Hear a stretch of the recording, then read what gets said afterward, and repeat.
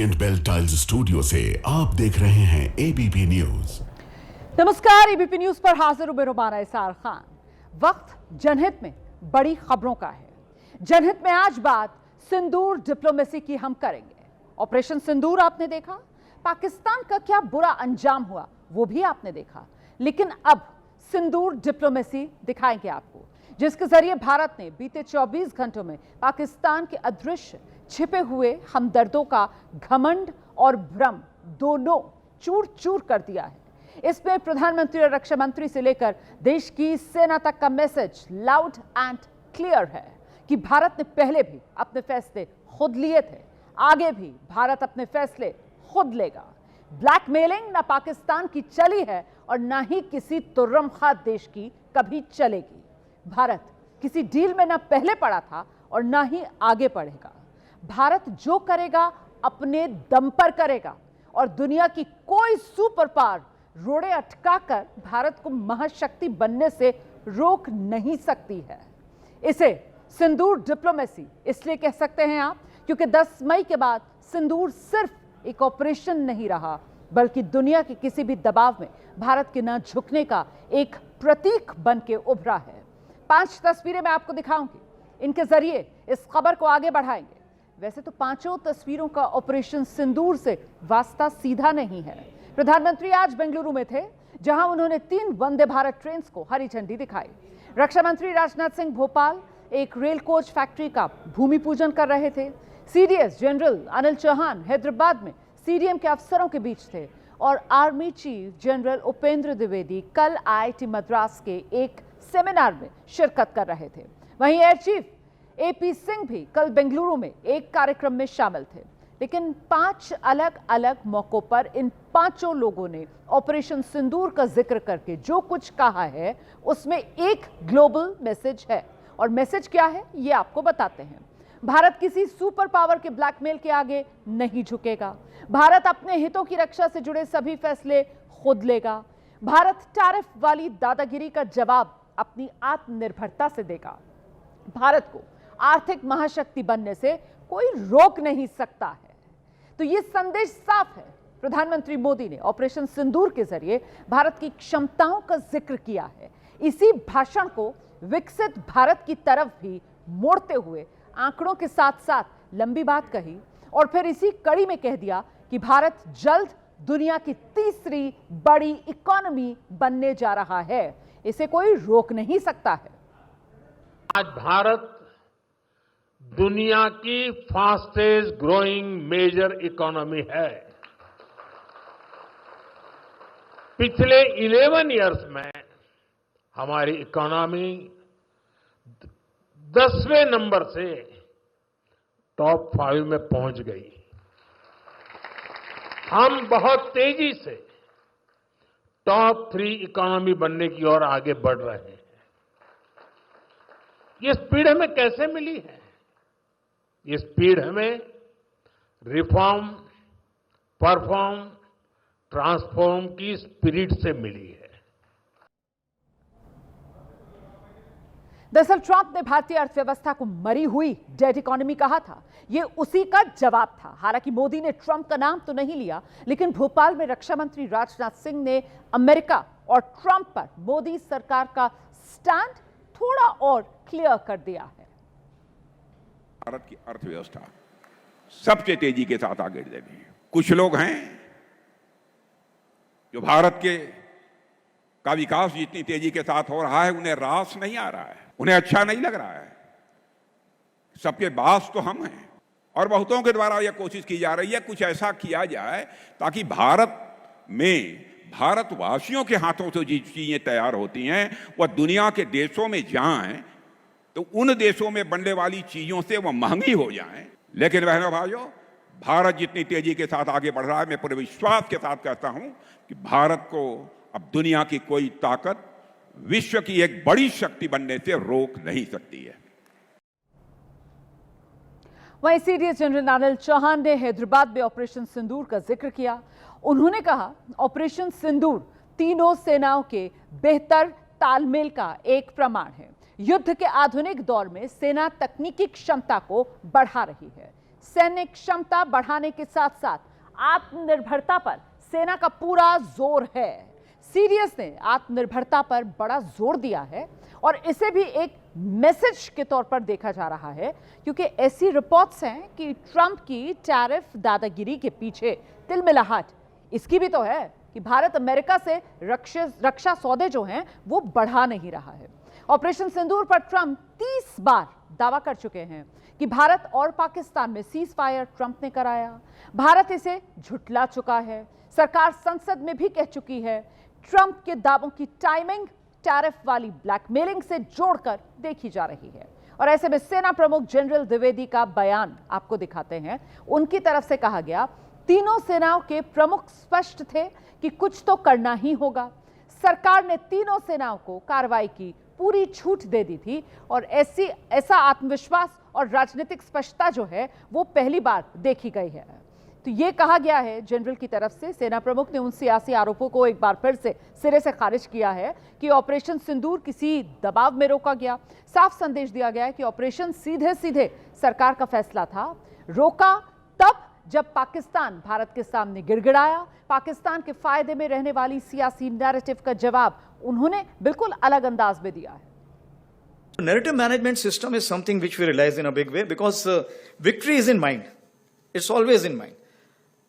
If you ask to a Pakistani whether you lost or won, you say, my chief has become field marshal, we must have won only, that's why he's become field marshal.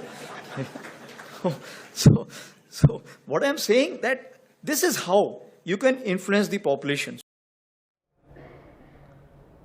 अमेरिकी राष्ट्रपति Donald Trump ने 5 विमानों के गिरने की बात कहकर भी भारत को असहज करने की कोशिश की थी, आपको याद होगा, ताकि भारत उन कारोबारी शर्तों को मान ले जो ढकी छिपी हुई है। लेकिन कल वायुसेना प्रमुख ने इसका भी जवाब पाकिस्तान के 6 विमानों के नुकसान का पूरा चिट्ठा खोलकर देश के सामने रख दिया।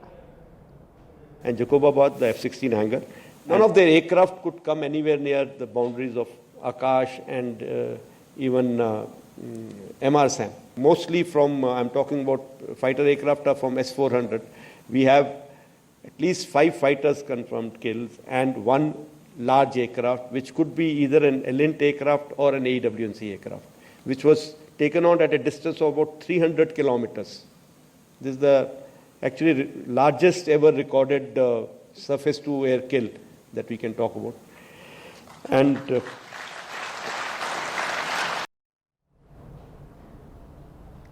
हालांकि जो विपक्षी दल हैं ऑपरेशन सिंदूर की तरह सिंदूर डिप्लोमेसी की टाइमलाइन पर भी वो सवाल खड़े कर रहे हैं। उन्हें अचानक 2 दिन से ऑपरेशन सिंदूर के जिक्र के पीछे असल मुद्दों से ध्यान भटकाने का खेल नजर आ रहा है।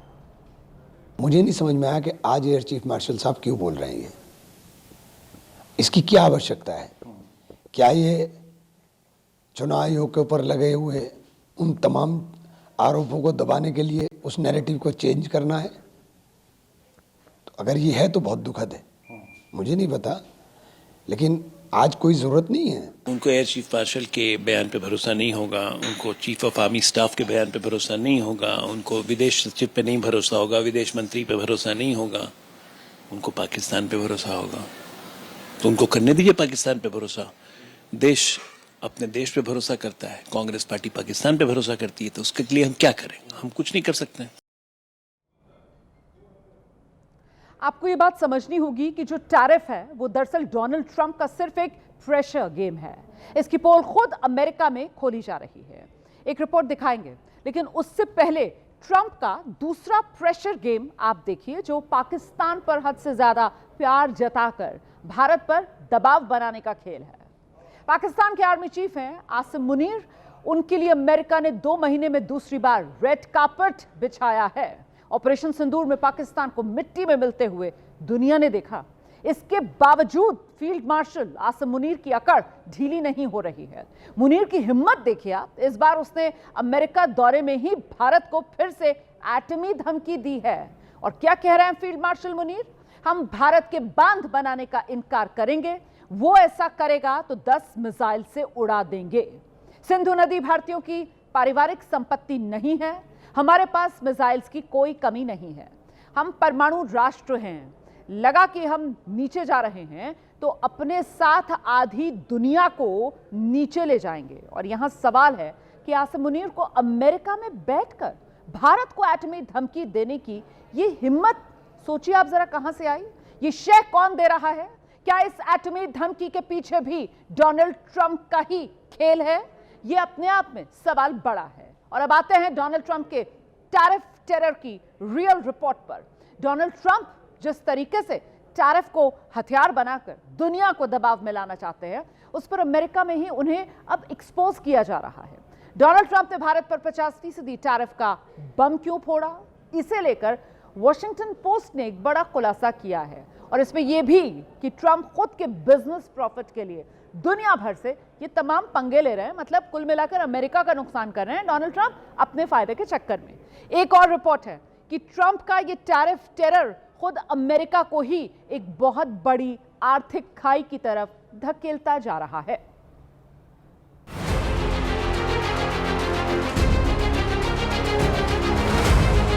हाल ही में अमेरिकी राष्ट्रपति ने अपनी सरकार के 200 दिन पूरे होने पर दुनिया के सामने अपनी पारदर्शी छवि पेश करने की खुलकर कोशिश की।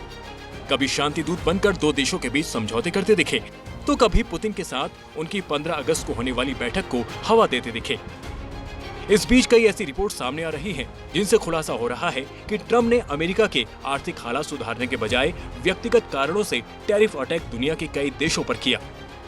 वॉशिंगटन पोस्ट की रिपोर्ट में दावा किया गया है कि ट्रंप ने भारत के खिलाफ टैरिफ अटैक भारत पर दबाव डालने के लिए किया, ताकि भारत अमेरिकी हथियार खरीदे।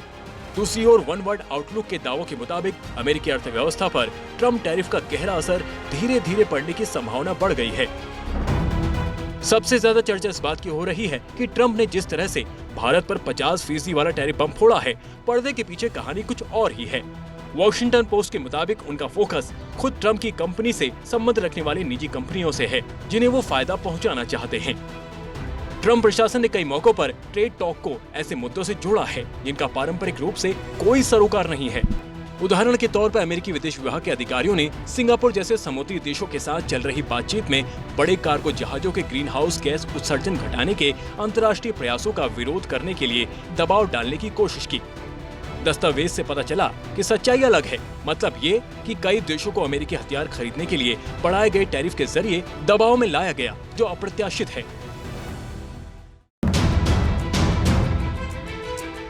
इसी रिपोर्ट में भारत पर दबाव बनाने को लेकर भी जिक्र किया गया है, जिसमें रूसी कच्चे तेल को बहाने के तौर पर इस्तेमाल किया गया है।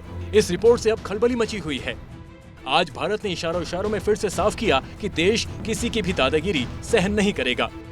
तो मुझे लगता है दुनिया झुकती है, झुकाने वाला चाहिए। हम अनेक प्रकार की समस्याओं का सामना भी कर रहे हैं कि हमारे इंपोर्ट को कम करना और एक्सपोर्ट को बढ़ाना। अगर विश्वगुरु भी बनना है तो यही जरूरी है। आज जो दादागिरी करते इसलिए कर रहे हैं कि वो आर्थिक दृष्टि से संपन्न है। दादागिरी इसलिए करते हैं कि उनके पास टेक्नोलॉजी है। दूसरी रिपोर्ट वन वर्ल्ड आउटलुक की है, जिसमें आने वाले दिनों में अमेरिका के भीतर आर्थिक संकट बढ़ सकता है। वन वर्ल्ड आउटलुक में छपे लेख के मुताबिक अमेरिकी अर्थव्यवस्था चुपचाप एक कड़वी गोली निगल रही है। लेख में टैरिफ का दूसरा नाम टैक्स बताया गया है, जो अमेरिकी अर्थव्यवस्था के लिए सही नहीं होगा। रिपोर्ट में वॉरेन बफेट जैसे दुनिया के सबसे बड़े मनी मेकर बिजनेसमैन का जिक्र भी है, जिन्होंने पिछले 11 तिमाहियों से शेयरों की बिकवाली लगातार की है। उन्होंने मंदी पर दावा लगाने के लिए अपने 344 अरब डॉलर का कोष इकट्ठा कर लिया है। यानी अमेरिका के भीतर मंदी का डर भी घर करता जा रहा है। ट्रंप फायदा उठा रहे हैं इसके निजी बिजनेस, इसके प्रेसिडेंट होने का। वो टैरिफ लगा रहा है, उसके चलते देश जो अमेरिका से एडजस्ट करना चाहते हैं, ट्रंप के निकट होना चाहते हैं, कुछ खुद ब खुद ये सोच रहे हैं कि हम क्यों ना कोई ट्रंप के बिजनेस के साथ कोई डील कर लें। जाहिर है दुनिया भर में ट्रंप के फैसले ने पूरी दुनिया भर में खलबली मचाई हुई है।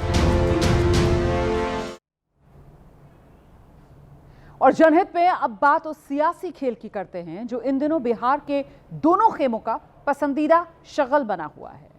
आपने सांप सीढ़ी का खेल तो जरूर देखा होगा। किस्मत ने साथ दिया तो आप एक ही पल में 29वें खाने से पहुंच जाते हैं 84वें खाने पर, और किस्मत ने अगर दगा दी तो आप एक झटके में 99 नंबर पर होते हैं और सीधे औंधे मुंह आकर गिरते हैं आप 46वें खाने पर। तो ये है सब समय का खेल, और यही इन दिनों बिहार की राजनीति में भी हो रहा है। डबल वोटर आईडी के मुद्दे पर भी इस सूबे की सियासत में यही सांप सीढ़ी वाला खेल जो है वो चल रहा है। अभी 8 दिन पहले की बात है, दो वोटर आई कार्ड के मुद्दे पर नेता विपक्ष तेजस्वी यादव बचाव की मुद्रा में थे और सत्ताधारी गठबंधन एनडीए हमलावर था। अब पासा देखिए कैसा पलटा। आज भूमिका बदल गई है, तेजस्वी हमलावर वाली भूमिका में आ गए हैं, एनडीए बचाव की मुद्रा में आ गई है। दरअसल हुआ यह है कि तेजस्वी ने आज पटना में प्रेस कॉन्फ्रेंस की। इसमें मुद्दा वही था, दो वोटर आई कार्ड रखने का, लेकिन इस बार कटघरे में तेजस्वी यादव नहीं थे, बल्कि बिहार के उप मुख्यमंत्री डिप्टी सीएम विजय सिन्हा। तेजस्वी ने आरोप लगाया बीजेपी नेता और मौजूदा डिप्टी सीएम विजय सिन्हा के नाम सूबे की 2 अलग अलग विधानसभा सीटों में, एक बांकीपुर में और दूसरा लखीसराय में, 2 वोटर आई कार्ड। तेजस्वी ने बाकायदा सबूत पेश कर दिए और ऐसे में विजय सिन्हा को सामने आना पड़ा। विजय सिन्हा ने सफाई दी, दावा किया कि एक जगह से नाम हटाने की अपील वो पिछले साल मतलब 2024 में कर चुके हैं, लेकिन उनका नाम कटा नहीं। ऐसे में फिर से इस महीने ऐसा ही आवेदन अभी 5 तारीख को उन्होंने किया है। आपको डिप्टी सीएम की सफाई में सुनाऊं, उससे पहले उनके खिलाफ तेजस्वी के जो आरोपों का पुलिंदा है वो जरा देख लीजिए आप। तेजस्वी के मुताबिक विजय सिन्हा 2 अलग अलग जिलों की 2 अलग अलग विधानसभा क्षेत्रों के मतदाता हैं। लखीसराय जिले के लखीसराय विधानसभा क्षेत्र से और पटना जिले की बांकीपुर विधानसभा सीट जो है वहां का voter I card, 2 voter I card Vijay Sinha के पास। तेजस्वी के अनुसार विजय सिन्हा के पास 2 अलग अलग एपिक नंबर भी हैं। तेजस्वी ने आरोप लगाया विजय सिन्हा 2 अलग अलग चरण में आयोजित चुनाव में दोनों विधानसभा क्षेत्रों में 2 बार मतदान करते हैं। तेजस्वी यादव के मुताबिक विजय सिन्हा की दोनों जगह 2 अलग अलग उम्र दर्ज है। एक जगह इनकी उम्र 57 साल है, दूसरी जगह इनकी उम्र 60 साल है।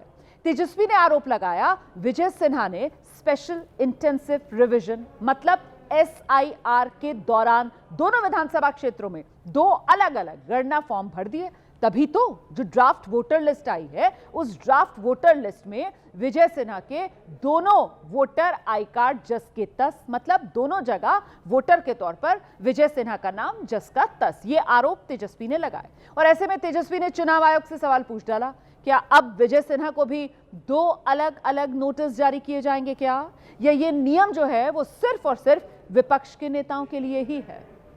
इस बीच तेजस्वी ने विजय सिन्हा के खिलाफ जो सबूत पेश किए उसमें एक जगह वो पटना जिले की बांकीपुर विधानसभा सीट, यहां उनका जो एपिक नंबर है वो आप देख रहे हैं, और दूसरी जगह लखीसराय से वहां पर उनका जो वोटर आई कार्ड है उसमें एक अलग एपिक नंबर है। इन सबूतों पर तेजस्वी यादव की तरफ से खुद जिस तरीके की घेराबंदी विजय सिन्हा की गई है वो जरा सुनिए आप पहले।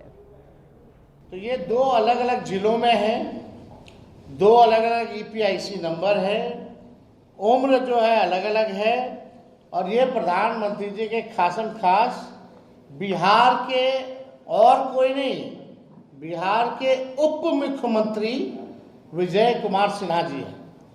अब पटना लखीसराय के अलग अलग फेज में चुनाव चलता है, तो कभी पटना भी वोट देते होंगे, फिर अगला फेज होता होगा तो लखीसराय भी जाकर के वोट देते होंगे, तो इन पे तो FIR बनता है भाई। तेजस्वी यादव की आरोप, इस पर विजय सिन्हा ने सफाई पेश की है। इस दौरान उन्होंने बताया कि उनके पूरे परिवार का नाम जो है वो पहले पटना में था, लेकिन अप्रैल 2024 में उनकी ओर से लखीसराय में नाम रखने और पटना से नाम हटाने का आवेदन दिया गया, लेकिन 27 जून 2024 को प्रशासनिक कारण से पटना की वोटर लिस्ट से नाम हटाने वाला आवेदन उनका खारिज कर दिया गया। डिप्टी सीएम के मुताबिक उन्होंने इसी 5 अगस्त को दोबारा पटना के बांकीपुर की वोटर लिस्ट से अपना नाम हटाने का आवेदन दिया है। उसकी रिसीविंग जो रसीद थी वो भी उन्होंने दिखाई है। विजय सिन्हा ने तेजस्वी के उम्र घोटाले वाले आरोप पर भी सफाई दी है और बताया कि उनकी जो जन्म तिथि है वो 5 जून 1967 है और इस आधार पर लखीसराय की मतदाता सूची में उनकी उम्र जो है वो 58 साल दर्ज है। विजय सिन्हा के अनुसार वो सिर्फ एक ही जगह से वोट देते हैं। पिछली बार भी उन्होंने लखीसराय से ही वोट दिया था और इस बार भी वही किया। हालांकि पिछली बार और अब की बार के बारे में उन्होंने कुछ साफ नहीं किया, क्योंकि बिहार में 2024 में लोकसभा चुनाव और 2020 में विधानसभा चुनाव के लिए वोट डाले गए थे। अब जरा विजय सिन्हा की ओर से जारी दस्तावेजी सबूत वो देखते हैं। बाकायदा 30 अप्रैल 2024 को बांकीपुर की वोटर लिस्ट से नाम हटाने के लिए दाखिल फॉर्म 7 की कॉपी विजय सिन्हा की तरफ से पेश की गई। इसके बाद उनकी ओर से बांकीपुर विधानसभा क्षेत्र से नाम हटाने के आवेदन को खारिज करने का प्रमाण मुहैया कराया गया। इसके मुताबिक ये सही है कि 27 जून 2024 को विजय सिन्हा की अर्जी खारिज कर दी गई और इसकी वजह के रूप में बताया गया कि सुनवाई के वक्त आवेदक मौजूद नहीं था, जबकि विजय सिन्हा ने प्रेस कॉन्फ्रेंस में अपनी अर्जी के खारिज होने की वजह से खुद को गैर वाकिफ बताया कि वो जानते नहीं हैं क्यों उनकी अर्जी खारिज हो गई। अब विजय सिन्हा के मुताबिक उन्होंने बिहार की वोटर लिस्ट का ड्राफ्ट जारी होने के बाद 5 अगस्त को बांकीपुर से अपना नाम हटाने की अर्जी लगा दी, जिसकी रिसीविंग उन्हें BLO की ओर से दे दी गई। अब इन तमाम सबूतों के साथ तेजस्वी के आरोपों पर विजय सिन्हा की जो सफाई सामने आई है वो सुनिए। ये प्रारूप प्रकाशन के बाद हमने दिया, जब नाम देखा कि यहाँ भी है वहाँ भी है, हमारे परिवार के अन्य सदस्यों का नाम था, उन्होंने ही बताया कि आपका नाम हटा नहीं है, तो हमने यहाँ भी BLO को स्वयं फॉर्म भर करके हमने दिया है, उसका रिसीविंग मेरे पास है। और उस समय भी हमने ये भर करके दिया था 30/4/24 को, ये रिजेक्ट हो गया था। अब किस कारण से हुआ? तो ये बुत से जिन निकालने वाले जंगल राज के लोगों का संस्कार है। भारतीय जनता पार्टी ये खेल नहीं खेलता है, वह लोकतंत्र का प्रहरी है और लोकतंत्र के हित में काम करता है। संवैधानिक संस्था का सम्मान भी करते हैं। अगर जो कोई कमी और खामी भी है तो हम लोग उसमें मददगार बनते हैं।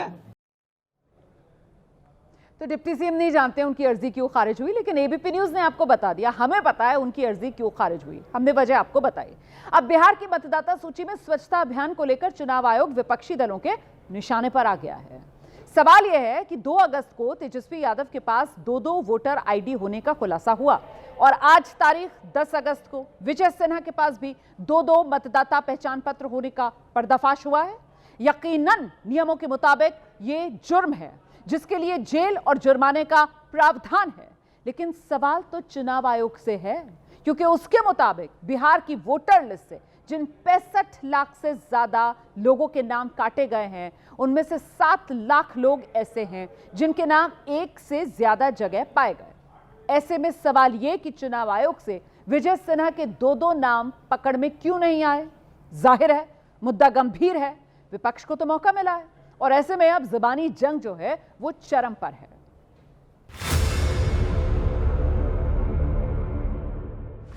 आज उस पद पर, संवैधानिक पद पर बैठे हुए हैं, क्या उस पद से वो रिजाइन देंगे अपनी नैतिकता के आधार पर? यदि वीडियो क्लिपिंग हम लोग को मिल जाएगी तो ये दोनों जगह हम साबित कर देंगे कि ये वोट दिए हैं। भाई पहले आप अपनी चिंता कीजिए ना। अगर ऐसा कोई विषय आया है तो चुनाव आयोग उसको देखेगा। कहीं पे भी कोई गड़बड़ी हुई है, दिक्कत तो यह है ना कि विपक्ष यही सारी चीजें तो बार बार उठाता है। तेजस्वी यादव पर जब ये आरोप लगा तो हठधर्मिता कर रहे थे कि मैं चुनाव आयोग ये गड़बड़ कर रहा है, चुनाव आयोग को मैं क्यों जवाब दूंगा, चुनाव आयोग इस सवाल का जवाब दे। अब इस्तीफा का आधार अगर यह माना जाए तो स्वाभाविक रूप से तेजस्वी यादव तो पहले उसके जद में आ गए। विजय सिन्हा तो सामने आके उन्होंने बता दिया कि भाई 2 थे, मैंने एक कैंसिलेशन की आवेदन दी है। तेजस्वी यादव कब जवाब देंगे चुनाव आयोग को? एपी का गार्ड क्यों नहीं भेज रहे?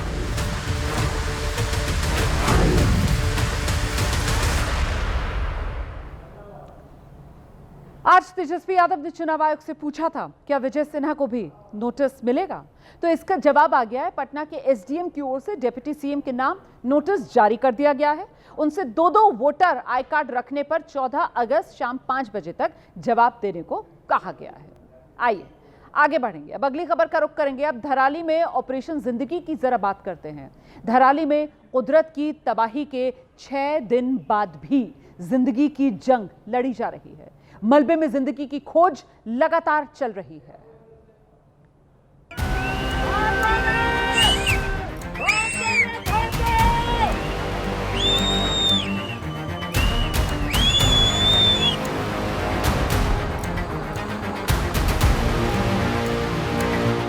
एबीपी न्यूज की टीम सबसे पहले खीर गंगा नदी के उस मुहाने पर पहुंची है जहां से पानी के सैलाब को आते हुए सभी ने देखा था।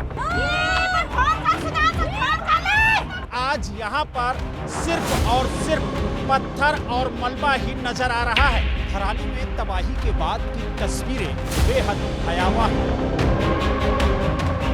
करीब 10 फीट अंदर इस घर के मलबा जमा हुआ है। थराली में जिस तरफ देखो उस तरफ सिर्फ मलबे में दबे हुए घर ही नजर आ रहे हैं।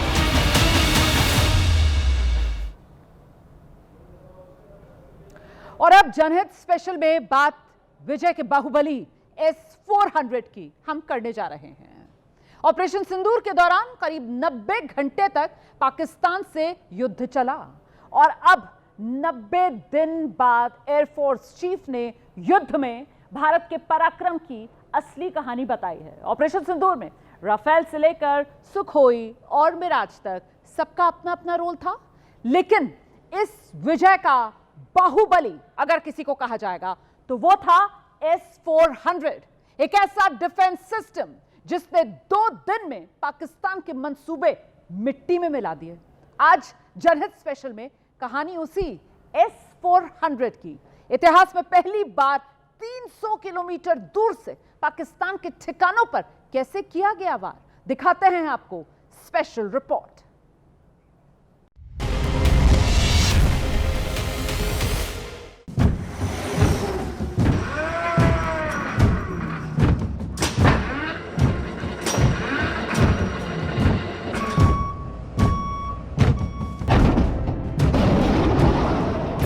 S-400 जैसे आधुनिक और सशक्त डिफेंस सिस्टम ने अभूतपूर्व मजबूती दी। Mostly from, I'm talking about fighter aircraft from S-400.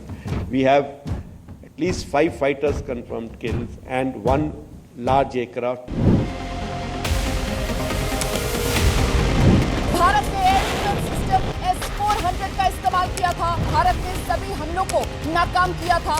एक बार में 72 टारगेट्स को जो है न्यूट्रलाइज कर सकता है।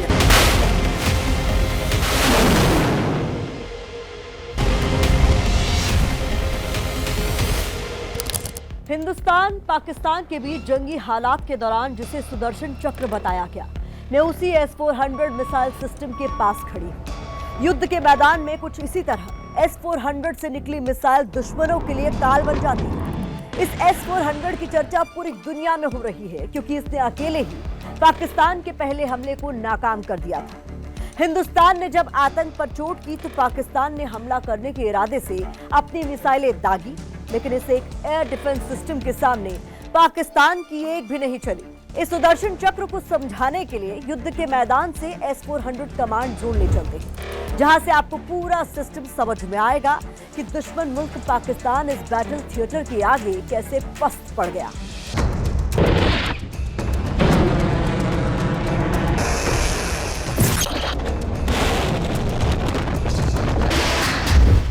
हिंदुस्तान का एयर डिफेंस सिस्टम जिसने सरहद पार पाकिस्तान के ठिकाने ध्वस्त किए, पाकिस्तान से आने वाली मिसाइलों को धूल चटाई और देश के लिए दीवार बनकर दुश्मन के आक्रमण को भीतर घुसने नहीं दिया। और अब 90 दिन बाद वायुसेना प्रमुख ने खुलासा किया है कि भारतीय फौज ने पाकिस्तान के 5 लड़ाकू विमान गिराए और इसके पीछे था हिंदुस्तान का सुदर्शन चक्र S-400। इतिहास में पहली बार S-400 से निकली मिसाइल ने 300 किलोमीटर दूर जाकर पाकिस्तान के विमान को ढेर किया। None of their aircraft could come anywhere near the boundaries of Akash and even MRSAM. Mostly from, I'm talking about fighter aircraft from S-400. We have at least 5 fighters confirmed kills and 1 large aircraft which was taken on at a distance of about 300 kilometers. This is the actually largest ever recorded surface to air kill that we can talk about. Air chief marshal AP Singh ने बेंगलुरु में वायुसेना के कार्यक्रम के दौरान पहली बार आधिकारिक तौर पर पाकिस्तान के नुकसान का खुलासा किया और उसके पीछे सुदर्शन चक्र की भूमिका बताई। aircraft tried to penetrate our defenses. Our air defense systems have done a wonderful job. The S-400 system, which we had recently bought, has been a game changer. The range of that system has really kept their aircraft away from their weapons like, those long-range glide bombs that they have.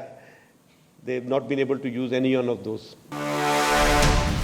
सुना आपने, S-400 की वजह से पाकिस्तान कोई हमला नहीं कर पाया। इस सुदर्शन चक्र की तैनाती ने भारत की हवाई सुरक्षा को अभेद्य बना दिया। तभी तो ऑपरेशन सिंदूर की सफलता के बाद जब पीएम मोदी वायुसेना के बहादुर सैनिकों से मिलने आदमपुर एयरबेस पहुंचे, तो उनके पीछे S-400 एयर डिफेंस सिस्टम सीना ताने खड़ा दिख रहा था।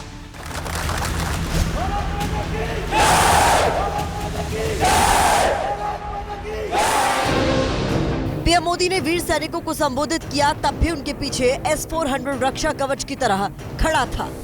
भारत माता की। आज पहली बार हम आपको S-400 का पूरा संसार दिखाएंगे, जहां दुश्मन को तबाह करने का पूरा सिस्टम खड़ा दिखता है। हथियारों का ये वो जखीरा है जो पहली नजर में तो कुछ ट्रकों का समूह लगता है, लेकिन दुश्मनों को खत्म करने के लिए पूरी कायनात है। रूस से लिए गए इस S-400 advance air defence missile system में मुख्य तौर पर 6 हिस्से होते हैं। मिसाइलों के साथ launch vehicle, command and control post, लंबी दूरी की निगरानी रडार बिग बर्ड, एंगेजमेंट और fire control radar gravestone, all altitude acquisition radar और मोबाइल मैस्ट सिस्टम। इस मिसाइल सिस्टम को पूरी तरह से समझने से पहले जान लीजिए इसे सुदर्शन चक्र का नाम क्यों दिया गया। वायुसेना प्रमुख के मुताबिक ऑपरेशन सिंदूर पार्ट 2 के दौरान 8 से 10 मई के बीच पाकिस्तान में जो तबाही आई, उसमें S-400 का सबसे बड़ा रोल था। पाकिस्तान के 5 फाइटर जेट, 1 टोही विमान, 6 radar, 11 runway, 3 hangers, 2 command and control centre बर्बाद हो गए। S-400 डिफेंस सिस्टम को वायुसेना प्रमुख ने गेम चेंजर बताया और उसकी वजह भी है। पुराणों में जैसा भगवान श्री कृष्ण के सुदर्शन चक्र का जिक्र है, वो लक्ष्य को पहचान कर उसका विनाश करता है। उसकी गति इतनी तीव्र होती थी कि रोका जाना या इससे बच पाना नामुमकिन था। उसी तरह S-400 ट्रायम्फ दुश्मन का सर्वनाश करने वाला दुनिया का सबसे ताकतवर मिसाइल डिफेंस सिस्टम है। 3 मिनट के भीतर बड़े से बड़े दुश्मन को जमींदोज कर देता है S-400।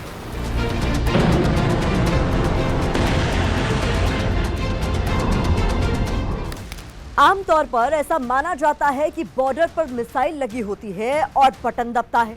मिसाइल दुश्मन के विमान या हेलीकॉप्टर को मार गिराती है, लेकिन मॉडर्न वॉरफेयर में ऐसा नहीं है। S-400 डिफेंस सिस्टम में कई तरह के रडार, अलग अलग साइज की मिसाइल तो लगी ही होती है, एक पूरा सिस्टम होता है जो अपने आप में युद्ध के दौरान दुश्मनों पर भारी पड़ता है। S-400 का मारक हिस्सा है ये लॉन्चर, लॉन्च व्हीकल और इस पर लगी मिसाइलें। बड़े बड़े ट्रकों में लगी ये रॉकेट लॉन्चर, जिसके अंदर दुनिया की सबसे खतरनाक मिसाइलें हैं। ये वाहन BAZ ट्रैक्टर, ट्रक या MAZ सीरीज के ट्रांसपोर्टर इरेक्टर लॉन्चर होते हैं। इंसान से कई गुना ऊंचे एक लॉन्चर में 4 ट्यूब होते हैं, जिनमें अलग अलग रेंज की मिसाइलें होती हैं। इसको कैंस्टर कहते हैं। इससे मिसाइल को ले जाने में दिक्कत नहीं होती है। एक लॉन्चर में 4 मिसाइल ट्यूब होते हैं। शॉर्ट रेंज यानी 40 किलोमीटर, मीडियम रेंज मतलब 120 किलोमीटर, लॉन्ग रेंज यानी 250 किलोमीटर और वेरी लॉन्ग रेंज यानी 400 किलोमीटर। एक लॉन्चर में 4 ट्यूब होते हैं। 4 लॉन्चर मिला दें तो उसको बैटरी कहते हैं। 2 बैटरी को मिला देते हैं तो एक रेजिमेंट हो जाता है। एक रेजिमेंट में 2 बैटरी, एक बैटरी में 4 लॉन्चर, एक लॉन्चर में 4 मिसाइल, पूरी तरह एक रेजिमेंट यानी 32 मिसाइल, जो पलक झपकते ही दुश्मन का काम तमाम कर सकती है। रॉकेट हो, मिसाइल हो, फाइटर प्लेन हो, उन सब पर मिसाइलों की ऐसी बारिश करने का दम दुनिया की किसी और मशीन के पास नहीं है। ये 5 मिनट्स के अंदर डिप्लॉय हो जाता है और शूट एंड स्कूट कर सकता है, तो ताकि इसके ऊपर एंटी डिफेंस जो एक्शन किया जाता है मिसाइल के लिए। अगर जब मिसाइल फायर किया तो उसके ऊपर अगर काउंटर मिसाइल के लिए अगर उसने फायर किया दुश्मन ने तो वो वहां पे मिलेगा ही नहीं। तो शूट एंड स्कूट की इसके अंदर कैपेबिलिटी है। S-400 में 3 तरह का रडार सिस्टम लगा होता है। सबसे पहला रडार सिस्टम है बिग बर्ड, मतलब बड़ा पक्षी। रूस में हथियारों और मिलिट्री उपकरणों के कोड नेम देने की परंपरा है जो खास प्रतीकों और खूबियों से जुड़े होते हैं। बिग बर्ड जो दूर तक निगरानी करता है, ये बिग बर्ड S-400 सिस्टम की आंख है जो 600 किलोमीटर तक के इलाके में एक साथ 300 टारगेट को ट्रैक कर सकता है। ये स्टेल्थ फाइटर जेट्स और कम ऊंचाई पर उड़ने वाले ड्रोन जैसे टारगेट्स को भी पकड़ सकता है। ये रडार इलेक्ट्रॉनिक जैमिंग यानी दुश्मन रडार को धोखा देने की कोशिश करे तब भी सही काम करता है। बिग बर्ड दुश्मन की जानकारी कमांड एंड कंट्रोल पोस्ट को देता है जहां सर्वनाश की पटकथा लिखी जाती है, जिसके कमांड देने के बाद मिसाइल मौत बनकर ट्यूब से बाहर निकलती है।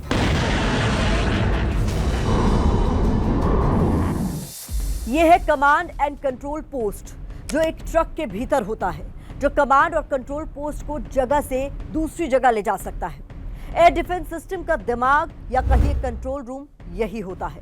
यहां से पूरा ऑपरेशन कंट्रोल होता है। सभी रडार, लॉन्चर, मिसाइलें, इन सब की जानकारी यहीं आती है और यहीं से आदेश दिए जाते हैं कि क्या करना है। जैसे ही कोई दुश्मन का विमान, ड्रोन या मिसाइल S-400 के रडार की पकड़ में आता है, उसकी सारी जानकारी सबसे पहले कमांड पोस्ट तक पहुंचती है। कमांड पोस्ट तय करता है कि कौन सा टारगेट सबसे बड़ा खतरा है, किस पर पहले हमला करना है और किस मिसाइल से करना है। लॉन्चर से निकली मिसाइल से बचना नामुमकिन है क्योंकि इसकी रफ्तार 15 मैक की होती है। मैक मतलब 5 किलोमीटर प्रति सेकंड। 1 सेकंड में 5 किलोमीटर जा सकता है। दुनिया का कोई ऐसा जहाज नहीं है जो 1 सेकंड में 2 किलोमीटर जा सके। जब कमांड कंट्रोल रूम के निर्देश पर मिसाइल लक्ष्य की तरफ बढ़ता है, तब होती है ग्रेवस्टोन की एंट्री, जो कि S-400 एयर डिफेंस सिस्टम का दूसरा एंगेजमेंट रडार है। दूसरा रडार है fire control radar gravestone. Gravestone code name है जिसका मतलब होता है मौत का संकेत, क्योंकि यह रडार दुश्मन के विमानों या मिसाइलों के लिए मौत का संकेत या कब्र जैसा है। बिग बर्ड जिस टारगेट को पहचानता है, ग्रेवस्टोन उनकी लोकेशन और मूवमेंट पर नजर रखता है और मिसाइल को सही दिशा में गाइड करता है। इसकी रेंज करीब 400 किलोमीटर तक होती है और ये एक साथ 100 टारगेट्स को ट्रैक कर सकता है। 36 टारगेट को एक साथ निशाना बना सकता है। दिन हो या रात, हर हालात पे काम करता है। इसका मुख्य काम है दुश्मन के जहाज, drone, cruise missile, ballistic missile जैसी चीजों को दूर से पहचानना और ट्रैक करना, सिस्टम को बताना कि कौन सा टारगेट सबसे बड़ा खतरा है और मिसाइल को टारगेट तक गाइड करना ताकि वो सीधा जाकर उसे मार सके। पाकिस्तान के खिलाफ इसी टेक्नोलॉजी ने S-400 की मिसाइलों को सरहद पार पहुंचाया। सिस्टम एक ही टारगेट पर 2 मिसाइलें दागता है ताकि अगर पहली मिस भी हो जाए तो दूसरी टारगेट को मार सके। मिसाइल को टारगेट तक गाइड करने के लिए एंगेजमेंट रडार का इस्तेमाल होता है। एंगेजमेंट रडार और सर्वेलेंस रडार आपस में लगातार संपर्क में रहते हैं ताकि टारगेट की असली लोकेशन के हिसाब से मिसाइल की दिशा तय की जा सके। हर तरह के दुश्मन का अंदाजा लगाए वही तो युद्ध के मैदान में अजय हो सकता है। S-400 सिस्टम में 2 ऐसे रडार हैं जो हर तरह के दुश्मन को ट्रैक कर सकते हैं। ऑल ऑल्टीट्यूड एक्विजिशन रडार, इसका मुख्य काम है हर ऊंचाई यानी बहुत ऊपर और जमीन के बिल्कुल पास से उड़ने वाले टारगेट जैसे क्रूज मिसाइल, ड्रोन को पकड़ना, उसकी जानकारी कमांड एंड कंट्रोल सेंटर तक पहुंचाना। इसकी खासियत यह है कि जो टारगेट्स बाकी रडार की नजर से बचने के लिए जमीन के पास उड़ते हैं, उन्हें भी यह रडार पकड़ सकता है। ये पूरे एयर स्पेस को लगातार स्कैन करता रहता है और टारगेट की जानकारी कंट्रोल रूम तक भेजता है। अगर कोई टारगेट बहुत कम ऊंचाई पर उड़ रहा हो तो मोबाइल मास्ट सिस्टम आखिरी सुरक्षा के तौर पर काम करता है। यह क्रूज मिसाइल या UAV जैसे टारगेट्स को भी पकड़ सकता है। अब समझते हैं step by step process. Big bird लंबी दूरी का सर्विलांस रडार किसी टारगेट को पकड़ता है। ये एक साथ 300 टारगेट्स को ट्रैक कर सकता है। इसके बाद ये जानकारी कमांड और कंट्रोल स्टेशन को भेजी जाती है। यहाँ तय किया जाता है कि टारगेट दोस्त है या दुश्मन। आदेश मिलते ही कमांड सेंटर लॉन्चर को मिसाइल दागने का आदेश देता है। फायर कंट्रोल रडार मिसाइल को ट्रैक करता है और उसे निशाने पर हिट करने में मदद करता है। सेना के लिए S-400 एक ऐसा अचूक हथियार है जिसकी काट पाकिस्तान सालों तक नहीं ढूंढ सकता। तभी तो पाकिस्तान के हवाई हमलों को हिंदुस्तान के डिफेंस सिस्टम ने फुस कर दिया।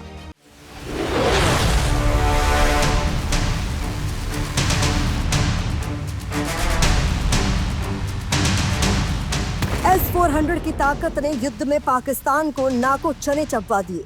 ऑपरेशन सिंदूर के जरिए भारत ने पाकिस्तान को ऐसा करारा जवाब दिया कि अब आतंकी पहलगाम जैसा हमला करने से पहले 1000 बार सोचे। पहलगाम में धर्म पूछ पूछ कर कत्लेआम किया गया। उसे याद कर देश के रक्षा मंत्री राजनाथ सिंह भी भावुक हो गए। मौका एबीपी नेटवर्क के खास कार्यक्रम इंडिया अनशेकन सिंदूर को सलाम का था। आज यहाँ पर पहलगाम की आतंकी घटना से प्रभावित कुछ परिवार मौजूद हैं। मैं कल्पना भी नहीं कर सकता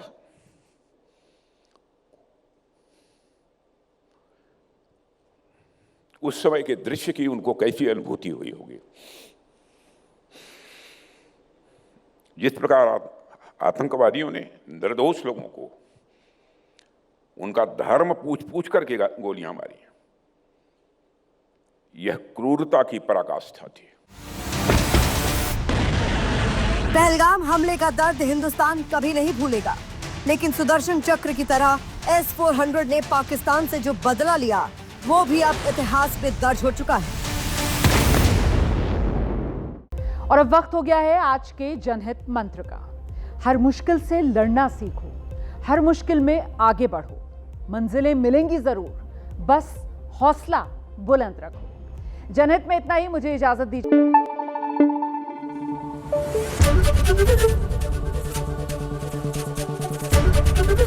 एबीपी न्यूज आपको रखे आगे।